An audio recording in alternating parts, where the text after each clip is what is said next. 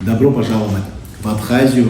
Нам действительно очень приятно, что к нам уже на протяжении нескольких лет приезжают очень много спортсменов, деятелей спорта. Вы буквально вчера были на открытии турнира, особого турнира для нашей страны.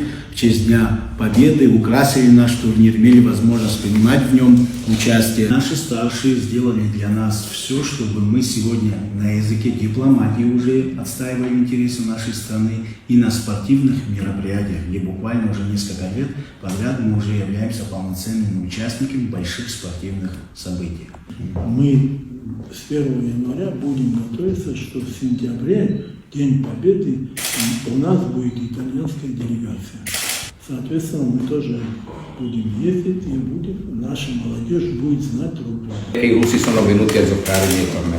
Quando si è riaperto tutto, c'è stato l'embargo.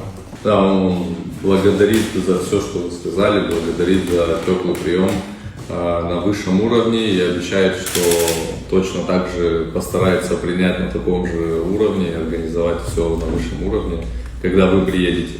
Он хотел с вами обсудить и заранее подчеркнуть один деликатный момент. Он уже более 30 лет дружит, общается с российскими шахматистами, к нему часто приезжали, он приезжал еще с советского времени. Но сейчас, ввиду того, что сначала был ковид, и прекратились эти поездки, после ковида все знают, что случилось, сейчас, в общем, определенные санкции, которые не позволяют играть. И мы, соответственно, организовывать участие в официальных национальных турнирах у нас вряд ли получится. На нас наложат санкции.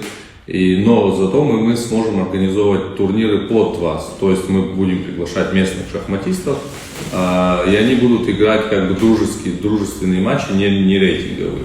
Но в любом случае сами турниры мы будем организовать специально под вас. Мы наблюдаем и видим, какие вы сильные. Скорее всего, это вы нам больше нужны, чем мы вам. Perché l'Abkhazia è un concentrato che è rimasto in questo momento anche perché avete una tradizione che dagli avi molto rispettata, ho avuto modo di comprenderlo anche ieri. Нам очень понравилось то, что вы уделяете очень много внимания молодым людям, детям, подросткам, потому что понимаете, что это ваше будущее, это ваша надежда.